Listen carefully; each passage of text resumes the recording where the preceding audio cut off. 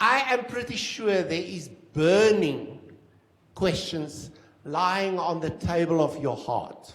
I don't think that's, I don't know anything about cooking, but even I know that's the wrong word to use. What? Burning. Yeah. No. just say.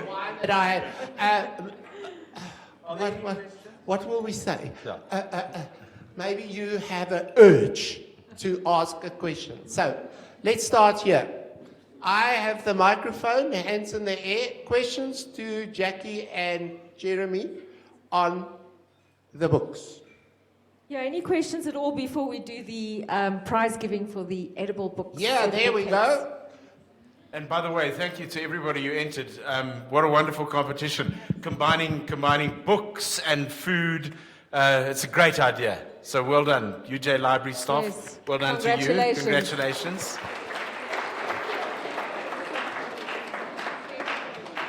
Hi there, my name is Fatima. Fatima. My question is for both of you guys. Okay, I don't cook at all. I don't enjoy cooking, so I want to know, how did you develop this passion for cooking? How did I?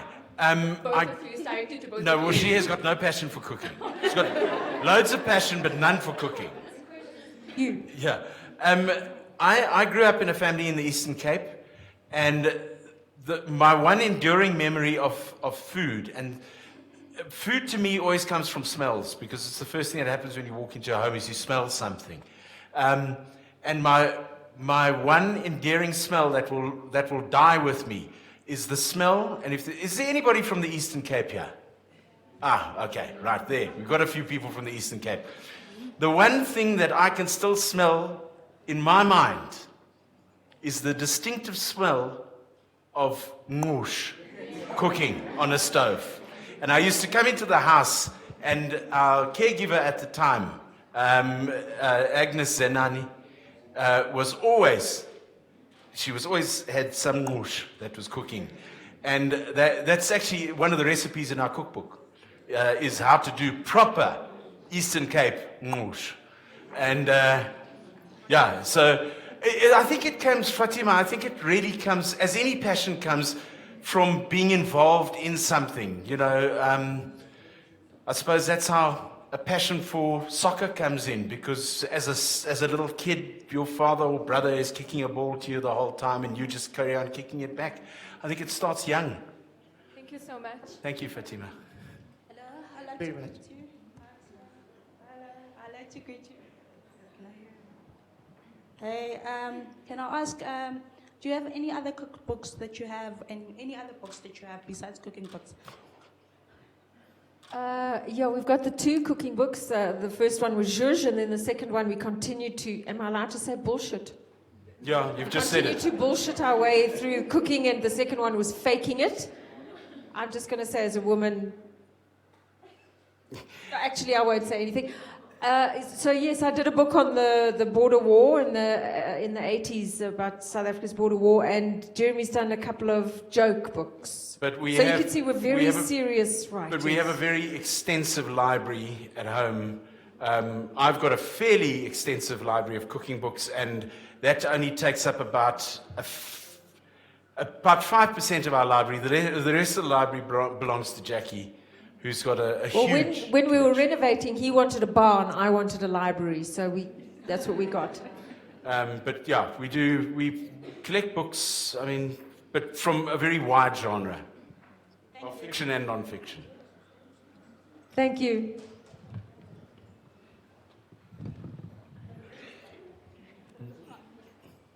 Hello. Hi. Hi. Is it working? Yeah? Okay. No. Normally, I love to cook. I love cooking. It's just that sometimes I don't get an opportunity to cook, or I don't get the ingredients. But when I do cook and follow recipes, sometimes when I follow the recipe, it doesn't turn out the way it should be.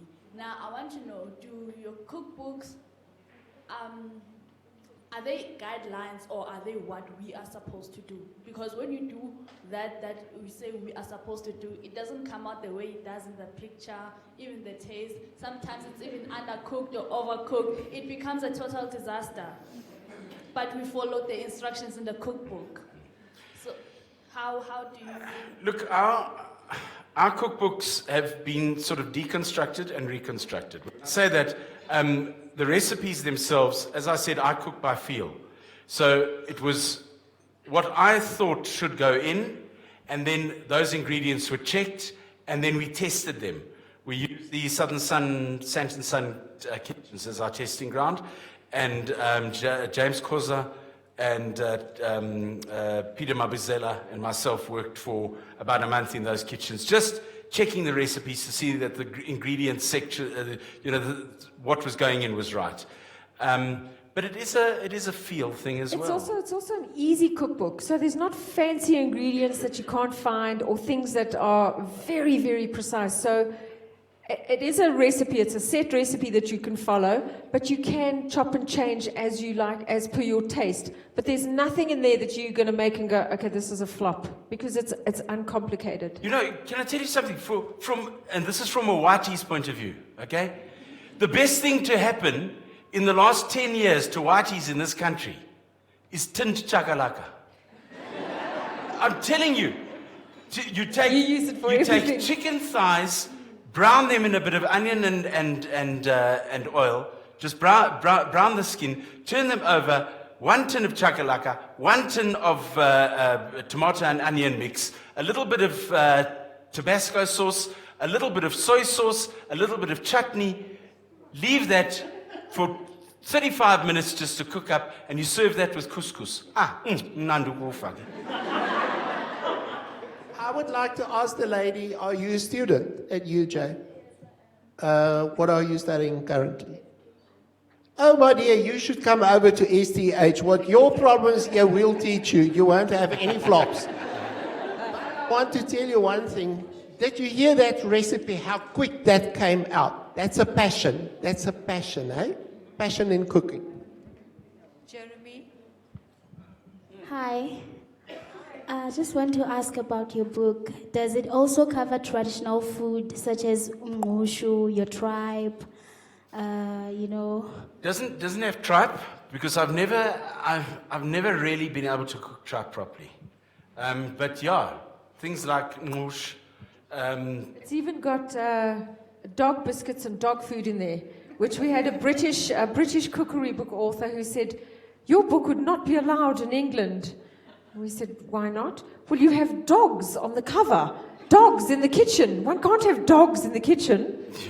That would not be allowed. Yeah, sorry, babe, this is Africa. Yeah, so we've got a whole mix of everything in there. Dog food, dog treats, Asian. It's a whole mix of everything.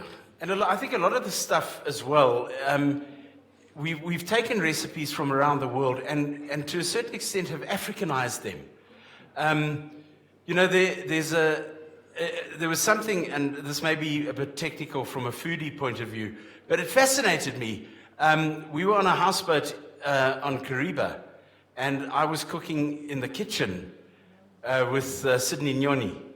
And I realized something, because he was making a meat dish. And usually what you do in European, if I can use that term, European cuisine, is you would take your meat and you would brown your meat first.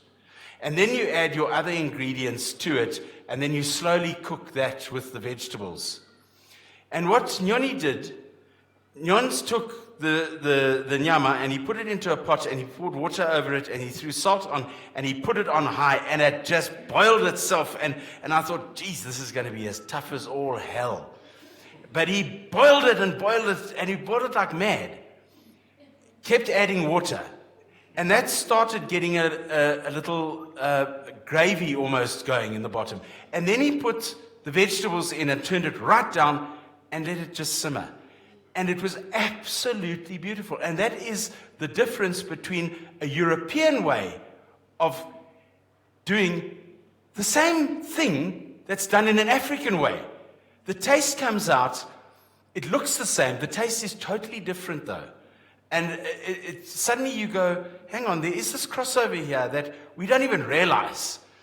So you can take a typically Asian meal and use something African in it. and change the entire nature of that meal. Sorry, that was a bit foodie. I'm getting all carried away with myself here. Jeremy, Yes. could you tell us what you think about the Tim Noakes cookbook? Whole kind of movement not to eat carbs and to be on a protein-based diet, not to have any grain or bread or potato or wine. The answer with no comment. No, you know what? I don't understand that at all. I think life's too short. I don't get that. And also, didn't he bring a book out 20 years ago that was the exact opposite of what he's saying now? Yeah, you know, I really think that despite being a white South African male, everyone thinks white South African males eat a huge amount of meat. We hardly eat any meat. Jacqui's a vegetarian. So a lot of the meals that I cook at home are vegetarian meals. And to be honest, vegetarian cooking to me is a lot more tasty than cooking with meat, because meat, essentially, you've got to add all the flavors too. There's very little flavor in meat. Vegetarian meals to me are a lot more tasty. But I think you should eat what you feel like eating. And I'm not going to argue with Jacqui. That's why Jacqui sits down at breakfast and she's quite happy with Rice Krispies mixed with chocolate in the microwave so it melts over the Rice Krispies. And I go, yes, my darling, that's fine. You have that for breakfast. She's getting dairy, she's getting a bit of wheat, she's getting a bit of protein. It's just about eating in moderation, and I think a lot of it's just common sense. So yeah, I'm not a fan. And is it bunting or banting? No, bunting is the street that the school is in for hospitality and tourism. That's called banting. We tried it for 2 days and then realized it was actually called the banting diet. We thought it was the panting diet. But we had great sex for 2 days. The University of Johannesburg.